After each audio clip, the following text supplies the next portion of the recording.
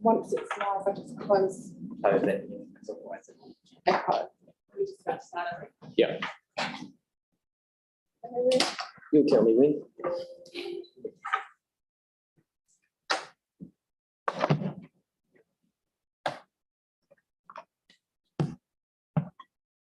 Sorry, just saw this there.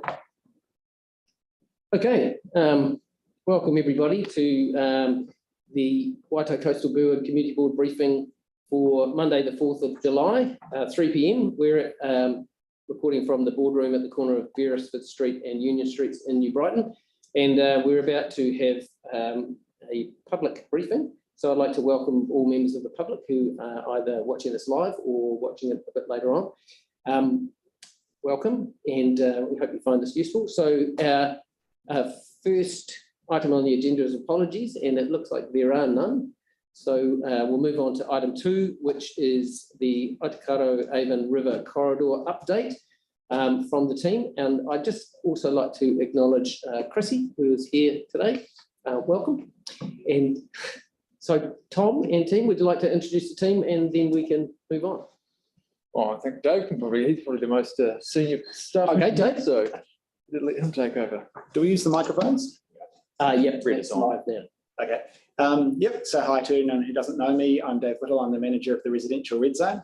And I've got with me today Tom Parsons and Tom Narang from the Three Waters team. And collectively, we're going to be giving an update on works in your community board area that are planned for the next few years, and where the sort of planning process for those is currently sitting. Excellent. All right. So are we able to launch into the presentation? Please do. So if we can go to the next slide, which has just got the agenda. So what we're going to be talking about today is just a nice aerial drone shot of some of the area we'll be talking about on a reasonably dry day, I might add. So I'm going to give a quick recap on the regeneration plan just so that we can sort of refamiliarise ourselves a little bit. Then a high-level overview of the projects that are going to be coming up. A bit of a discussion around the typical parks design process that's going to be employed to deliver those projects.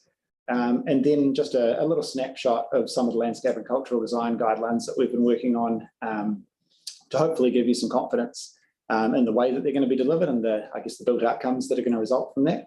Then we're going to hand over to the Three Waters guys to talk about quite a significant package of works that's coming up in this community board area with some overview around budgets and issues and opportunities, and then an overview of their program of works.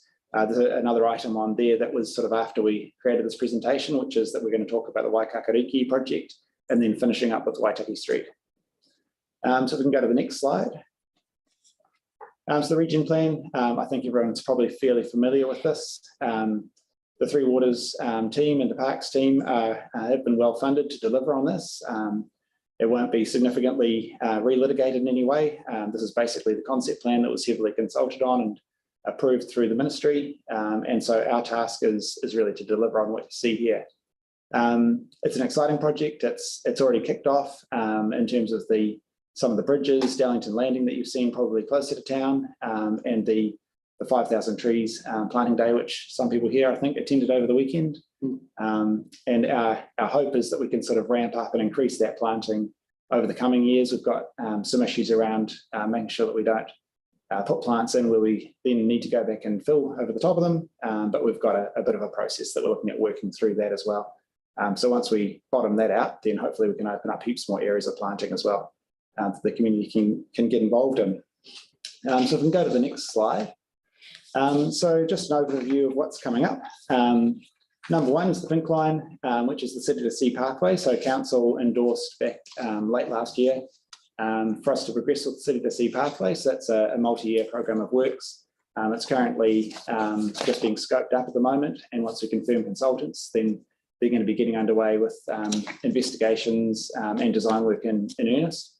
And there's going to be engagement coming out around the draft proposals later this year. So that's the Fat Pink Line. Obviously, there's already been 3 bridges installed on that route.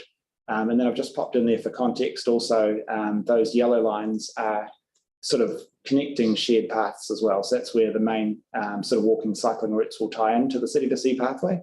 And then what's not shown on there are all the sort of a multitude of little spaghetti of other walking tracks as well that are sort of like that next layer down in terms of the hierarchy of connections. So those are the big ones that will be delivered over the next few years, what you see there. So we go to the next slide. So just looking at some of the projects sort of around this area that are in different phases. And I've got a little colour coding here. So yellow is under construction, which is the Waitaki SMA, which Kamal will give you a bit more of an update.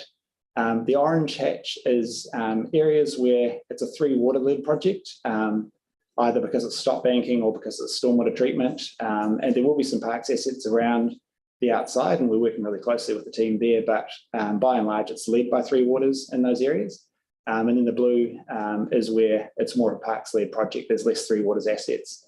And so we'd be leading the work in that section. But really important to note that in most of these cases, it'll be the same landscape architect, regardless of which exact team is driving the process. So it's all going to be nicely coordinated, is the theory. If we can go to the next slide.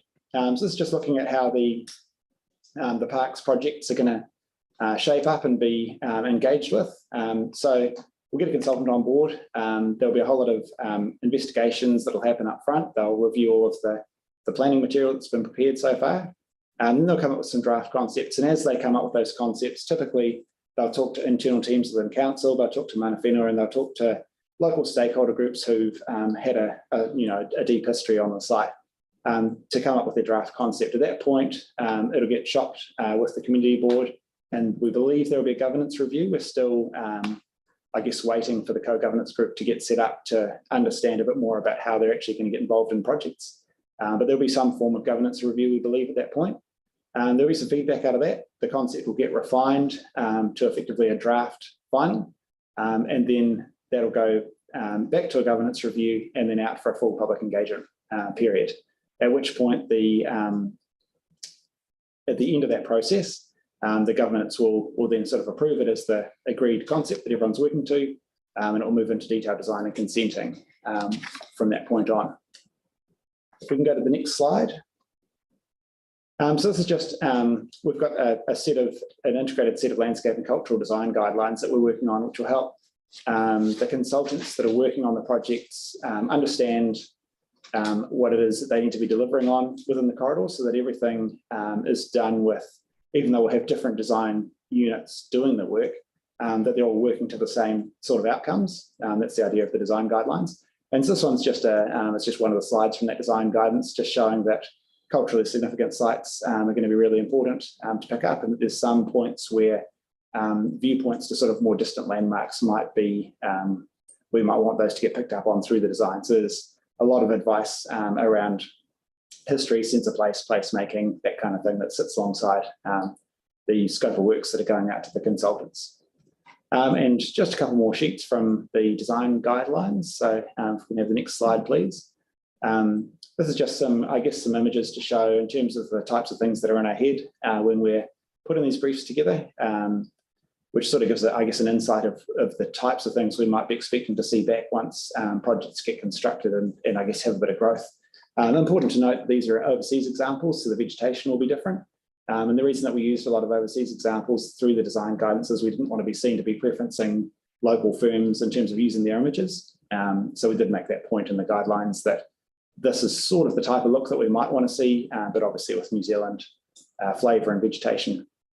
So what we're looking at here is the sort of the palette of materials that we might use. And what we want is the designers to, early on in the process, come up with an idea of whether they're going for, in this certain location, a very natural approach, or whether they're going towards a more engineered approach, and then have a discussion with the local stakeholders about why that is and how they might shape up. So this one here is what we're calling refined local materials, so mostly natural with some elements that are found within that landscape, slightly refined to create boardwalks, things like that.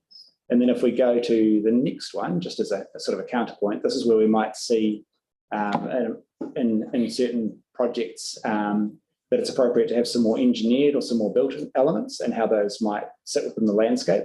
So we've got about 6 different types of aesthetics that are within the design guidelines. And the idea is that early on in the process, there'd be a discussion around which one of those is most important or most appropriate for which site. But the idea is that nothing ever gets overly engineered or sort of obviously it's going to be largely natural based. That's how you bring in those engineering elements in a sensitive way. I think that's the end of that. And now we're on to the Three Waters to give a bit more detail about the projects that are coming up. So Tom. Thanks, Dave. So I'll just run through a very brief overview of where we're at with the Three Waters projects in the board area. We, on the slide here is the funding that was sought through the draft annual plan and through the prior long-term plan, which I understand was signed off in the last couple of weeks. So that's great. This funding should be now in place. And what you can see here is some funding on the top line there for the work to connect the CTC pathway north of the Waitai project, or northwest, so continuing that upstream. Then we have a program line item that is funding our physical works projects, but also our design work and our other program level activities throughout the corridor. So when we're thinking about archaeological assessments, we're thinking about more about the whole corridor than just sort of one individual location. So that folds out of the program level there. And from that program level, we'll be funding some of the projects we'll be talking about in a minute.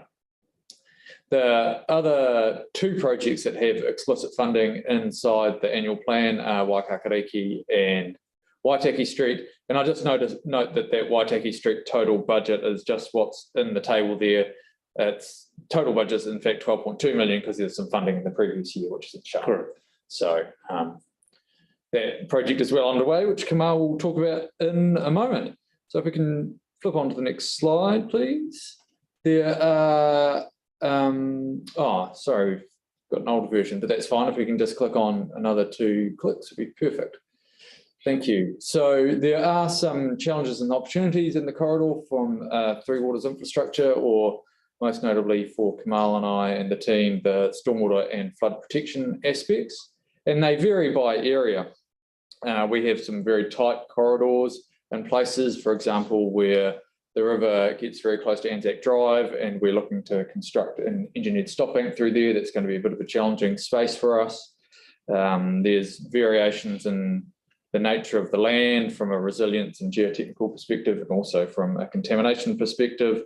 Groundwater levels vary and the like. So we're not going to have the same sort of approach everywhere. It's going to vary throughout the corridor, as you know, nature sort of dictates, I suppose, or the environment dictates. But there are some areas of significant ecological opportunity, particularly in the downstream reaches. So that's quite exciting for both the Parks team and the Three Waters team, because we're very keen on making sure we can build back better. And we are keenly aware of the interactions with the other projects that are trying to deliver the program in an integrated way. So hence, you know, we have the Parks and Three Waters team coming together here to present as one, but it's also the transport team as well. So for example, that interaction with Pages Road, we're acutely aware of that project going on, and we're managing that interface through the design of the Waitai Street works. So we're on top of all of that. And just going down that list, there's just some examples of other interactions we're having at a project level, but also there are other interactions with other assets in the corridor, both public and private, from utility providers and some residents who are remaining. And of course, the community and the aspirations there. On to the next slide, please.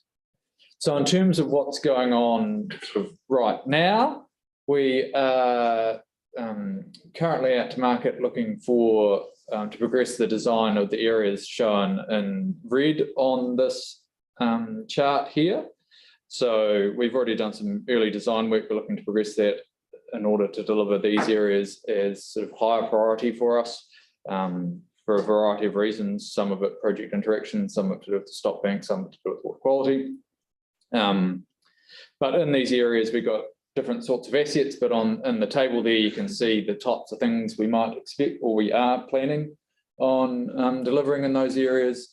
So in that most upstream reach in Wainoni, stop banks, treatment facilities, stormwater pump stations, we're going to have to realign some services. There's obviously the green spine of the riverbank and the potential for the Anzac Drive realignment. In the Bexley area to the south, there's obviously that close interaction engagement with the Parks team and the tidal wetland that's proposed there, but we also have similar infrastructure planned in there, as you might, as I just discussed in the Wainoni reach. And across the river, though strictly not within the red zone per se, that reach between Pages Road and Hardy Street boat ramp is, we have obviously a stop bank in there currently, and we're looking for a long-term options through there in order to, and the reason we're prioritising that, of course, is to tie in with the Pages Road bridge work and making sure that we're delivering that in an integrated way. And I've got a little yellow tick there, I suppose, on the treatment facility for under that column New Brighton, because we're looking for opportunities to improve water quality wherever possible in all locations. I'm not sure if we're going to be able to achieve too much in that very tight corridor, but we're still looking into that. So that's it for me. I'm going to let Kamal have a brief talk about Waitai Street and Waipakariki. Thanks, Tom. Morning, afternoon. So as Tom is, we've got one Waipakariki. Yeah, we've got an old slide, so we're actually missing does the not matter. slide. So as Tom and Dave has spoken about, we've got Waipakariki, which is up in the northern part of Waitaki or above. So it's by the Horseshoe Lake. And in that area, although this picture doesn't show, it talks, we're working on what's the stormwater treatment facilities available. And that area is going to be looking into terms of stormwater treatment, services alignment, and a bit of the green bank, green spine. So that work is still being investigated. We still haven't gone into a full design or further down construction. So it's still in the early stages. We were trying to understand how we're going to develop that area. It does have a pump station, which we're still working through. Coming to Waitaki, this is one of the first projects that has taken place in terms of red zone, where there's a good collaboration between the stormwater treatment, transport, and parks park area. The main components of this project are basically, as we can see, is you've got a long-term stop bank, you've got a stormwater facility, and we're looking into terms of a tidal wetland, which will aid in terms of the biodiversity that this area can offer. As you can see from the picture on the right, that is the current June event, the rainfall occurred. And those are the areas that we're trying to help and work through.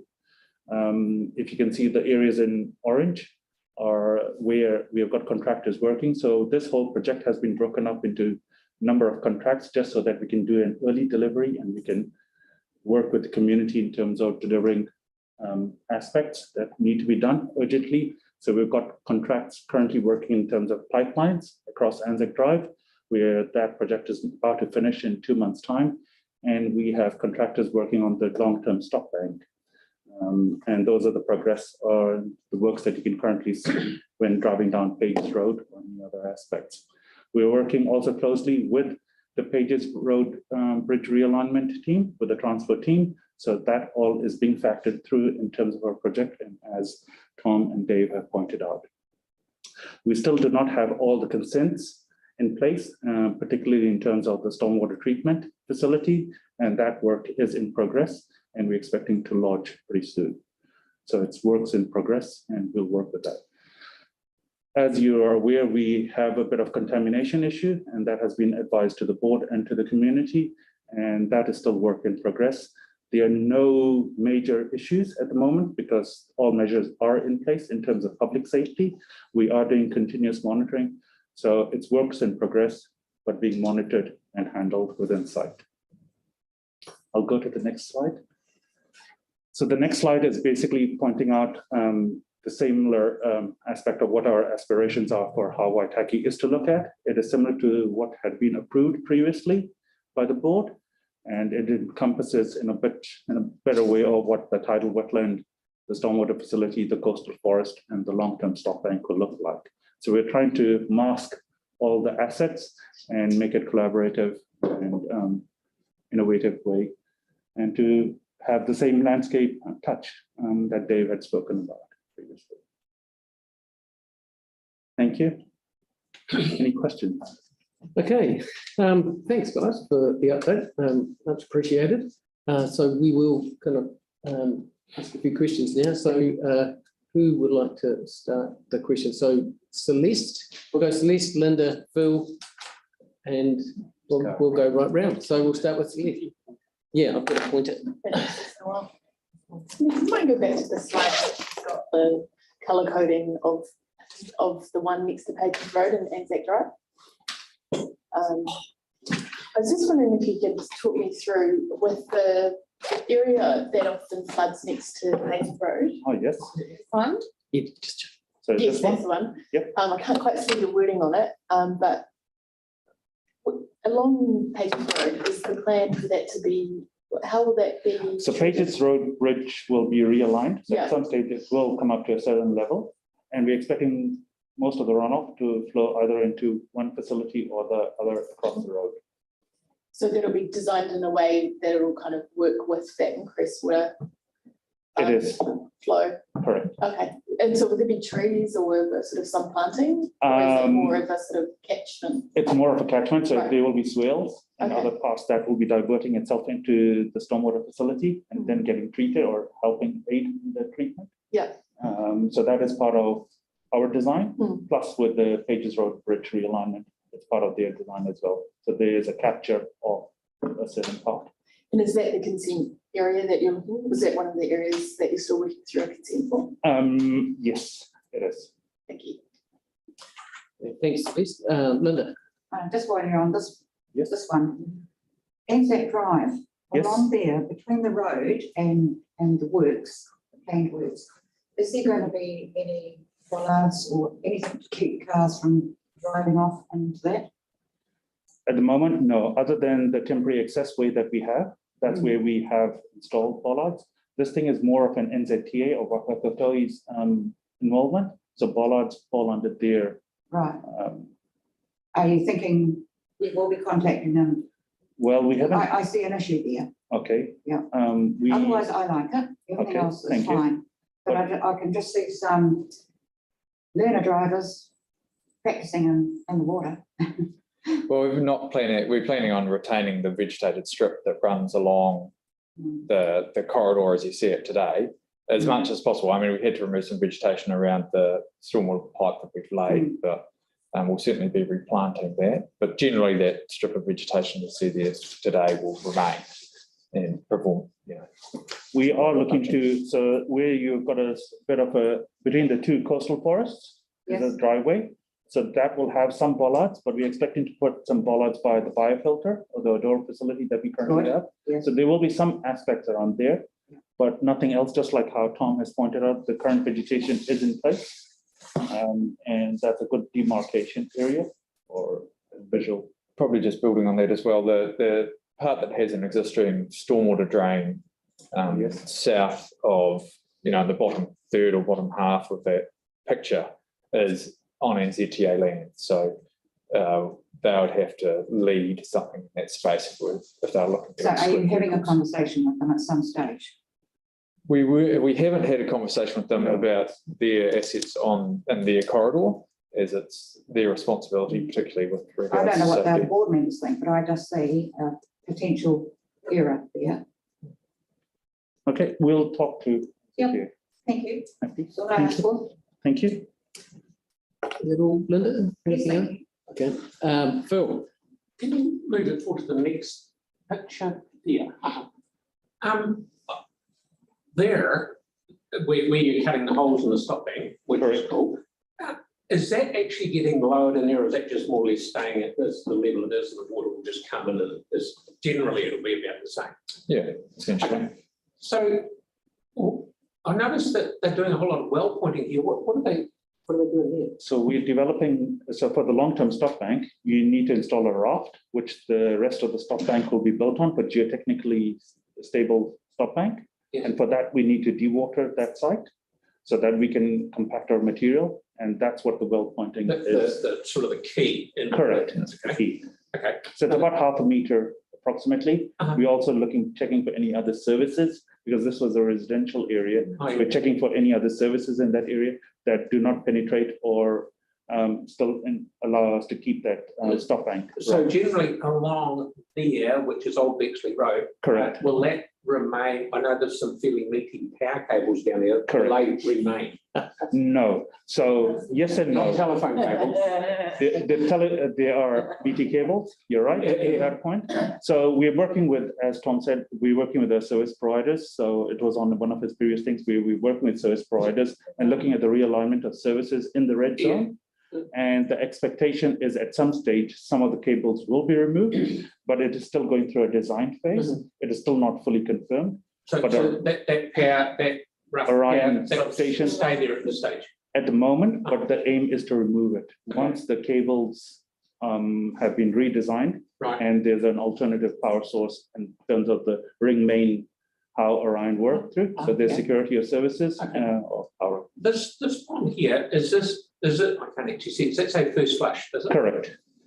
It's the first flush basin. So basically water is captured from the first treatment, Oh, yeah, I know. from the yeah. catchment, Yeah. flows down into the forebay, through the first flush basin 1, then into 2 across the road, then into the stormwater treatment, then slowly goes via pipe system into pump station 232, which is the rising main across the road, On the other side Oh, of the the existing one. existing one. Oh, so it, over here, Correct. where that existing good pumping, Yes. brand new pumping station. We're using that, So utilising this it. water here will go through under that culvert, under the road and get pumped out to Correct. the river. What was installed during skirt times. So we're utilizing existing infrastructure and that will then exit back. Well, one thing I'm still struggling with is why we spend $150,000 slamming in wooden piles here to protect something that shouldn't be there.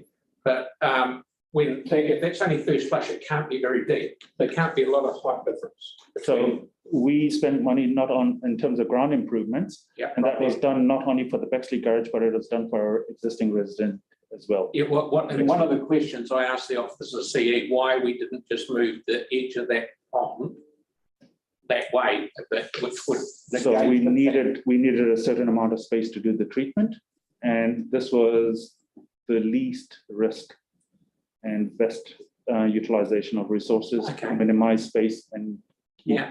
functional. Down here, down here, Tom will know this, down here on this side of the road, there has been some stormwater or some work going on there. Is that part of all? This is part of this work. Yeah, so that's collecting the storm. There's a series of stormwater outfalls further up Anzac Drive that we're picking up to bring to the treatment facility to treat that water. Okay, because there is somewhere, and I don't know where it is, if that's about the power box, about here, there's a great big stormwater main that goes right Correct, there. correct. Actually, Yes. laid it myself.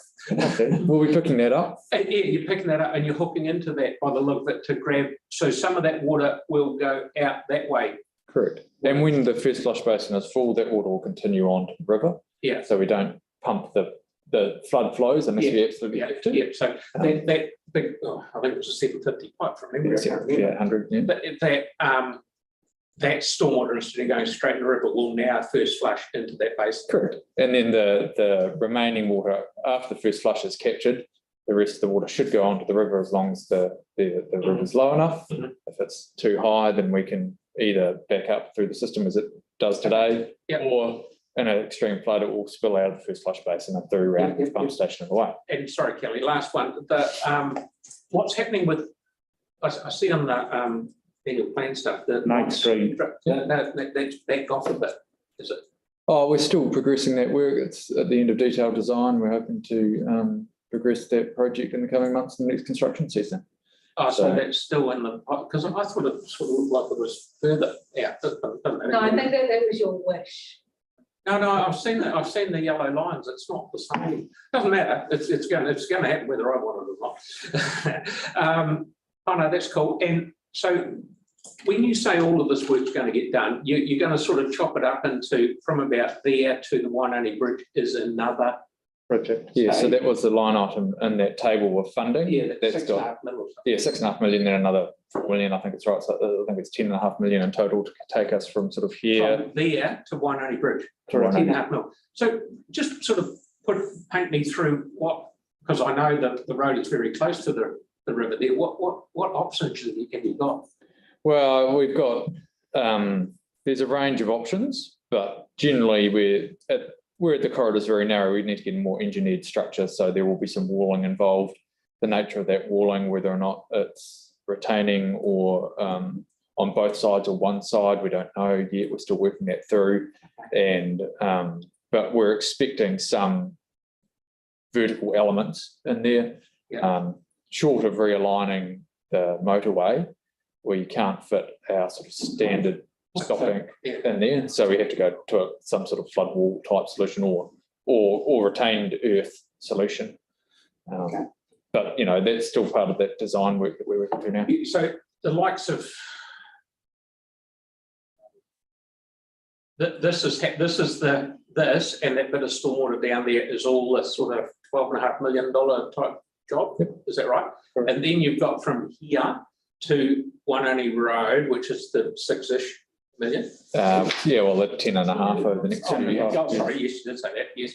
And then will it be then done in stages by bridge to bridge sort of thing heading upstream? Is that your? Well, we're responding to the need. Yeah. So there will be different parts progressed. It won't necessarily be a whole bridge to a bridge. We are prioritising our work based upon the stop bank condition and also the needs of our other units. So the parks team and Three Waters team sees some high priority need in that Bexley south of Pages Road because of the existing stop bank condition, but also the ecological area. So we're looking to progress that work out of the program funding. And so our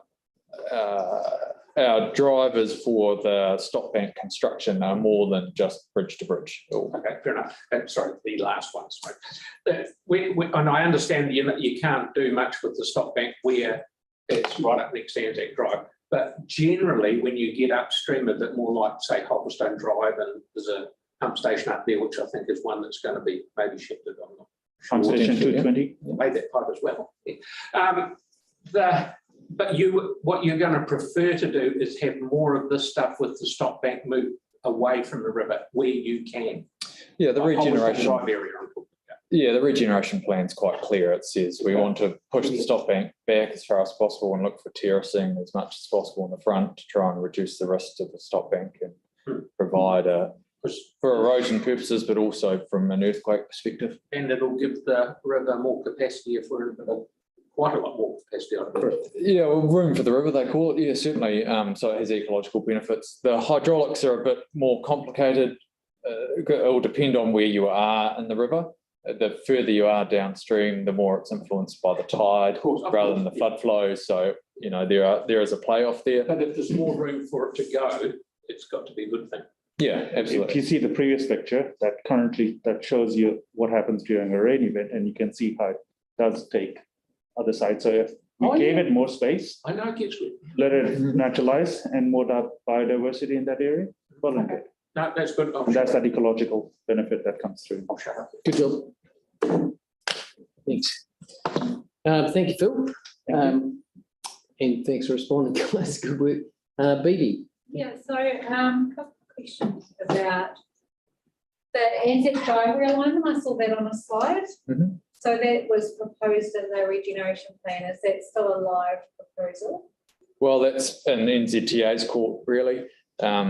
It hasn't been, as our understanding, we haven't been told by NZTA that it's been ruled out. I think they're still working through the planning side. They haven't told us it's in, they haven't told us it's out. They're keeping it pretty close to their chest. Yeah. Okay, and so you just design around it? Like, how do you design for something where you're either going to have road there or there? We work with them. So basically, once we've done our feasibility studies and other aspects where we know what is working technical wise, we are still in discussions. So we will be discussing with them. Yeah, okay. So it's not like they're totally out of the picture. So that's why one of the previous slides. The slide up that shows the regeneration plan. Do we know a rationale for why NZTA want to shift it? Well, it wasn't NZTA that suggested it. Yeah, they're not telling us that they do want to shift it. Oh, I think it was in the minds of some planners at Regenerate Christchurch. Chris probably knows. Well, there would be ecological enhancement, opportunities for more ecological enhancement in the Lake Cape Shepherd and Coastal Drain area if the road had been moved. The reasoning behind it is it brings together two pieces of wetland into a single wetland. There's a road running through that wetland. Yeah. I think that was the idea of it. And the road would be on higher land. Yeah. So these drainage challenges and enable some, Sustainable over time. yeah, more sustainable, and you could probably put some water quality treatment in as well. At the moment, it's pretty hard to control with the proximity of those other waterways. But of course, clearly it will come at a cost. Whether or not the benefit outweighs the cost is still something that needs to be figured out. Now, my second question is that in this plan, there's a yellow line which denotes the city to sea pathway.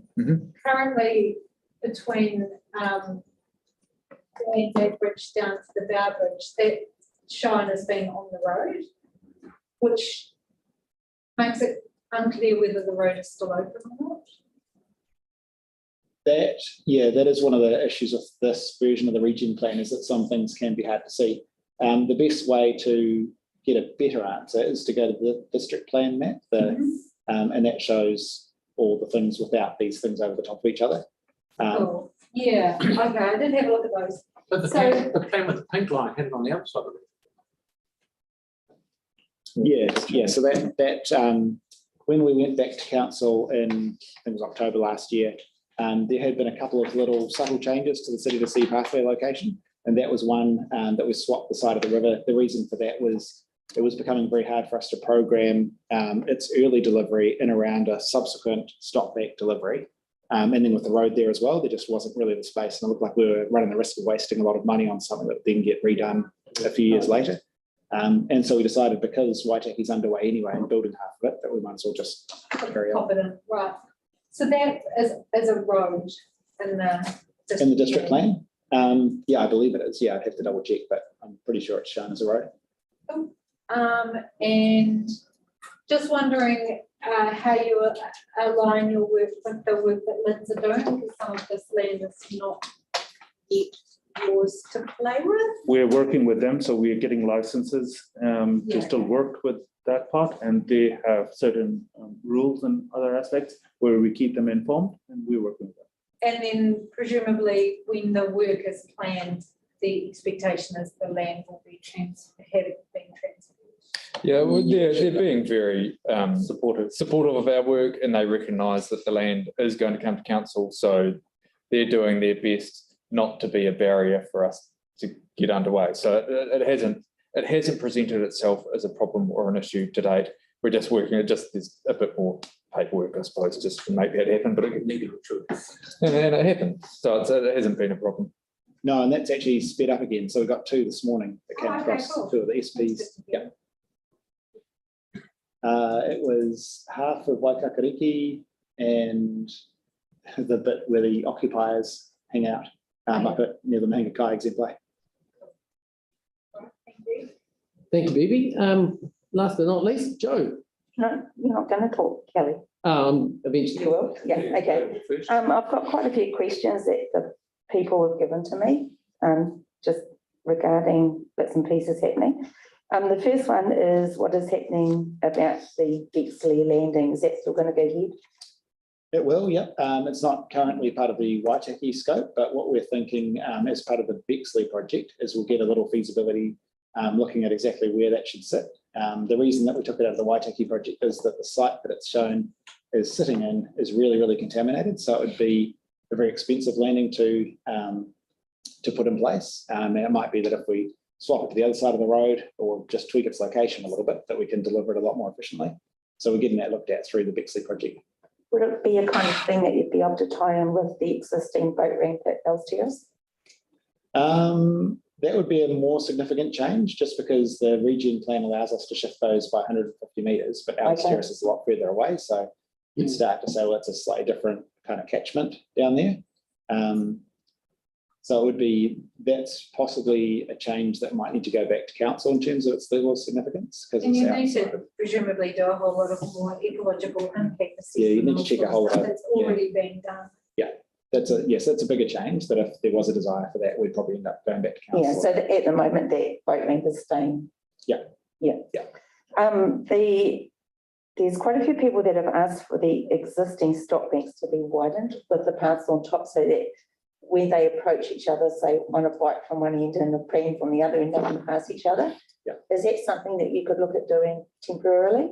It would probably depend on the situation, because we wouldn't want to do it where, like the following year, we were going to go and put in the final one and have it at the proper width. There's also some where we've already looked into it and it's not possible because of the type of construction of the stop bank and some safety issues. So that's kind of case by case. It's hard for me to say. Like, Yeah, there's just a couple of areas where the stop bank is quite narrow, or the path is quite narrow. Best is just to send them through and we can have a look at them. Yeah, I think people have been asking about them. So, the New Brighton Road closing, so there's nothing on the books about that. People were very anxious about that. Yeah, so like I said, the New Brighton Road on the district plan map is, I believe, 99% certain that is shown as staying open. If there were any discussions around it, it wouldn't be from a parks perspective, we'd be neutral on it. Okay, and with the new road or the Avondale land and the east-west link, is that likely to go here? There haven't been a lot of discussions around it. What I would say is, as part of that council meeting that we went to back in October, we've given a task to look at an AEE to create a cut for the rowing groups to have their 1 kilometre worth of straight river that they require. So that process is just gearing up to get underway now. We've got our consultant team just about lined up. If that were to go ahead, that would greatly increase the cost of that road. And like Tom says, there's always cost benefit analysis. So I think we probably wait to see what happens out of that before then looking into the cost benefit of that road connection. Okay, and the indicator for the eastern reaches on the east side of the river, where currently some of the community are using that area for dog parks and everything. Yeah. Is there still going to be the ability for the community to actually have a dog park there and to use that, to utilise it? There's been no sort of decisions or anything about that particular sector just yet, because we're aware that it's sort of on the region plan. It looks like almost like a marina or floating houses, and it's a third party type of proposal as well. We were holding off until co-governance was in place because that felt like a big chunky decision. Okay, because there's quite a bit of, people using the actual boat ramp and the Waka facility, and Talking down here, Joe. yes, yeah, and people want the pathway fixed to go to New Brighton all the way through to South Brighton, and carry on down. So whether we can look at ensuring that will be done. Yep, I imagine that would be possible. That's definitely one of the sectors that once co-governance is set up, we're going to start to have discussions with them around how we deliver those third-party type activities. Yeah, so when you put the new stop bank in for Els Terrace, that will have a cycle track on top, cycle walk. That's it, Tom. Yeah, sorry, we haven't gone through that level of design detail yet. It's a very constrained corridor there with Els Terrace and the stop bank in the river. We haven't gotten to that level of detail to understand how wide the stop bank crest will be and the impact on the road.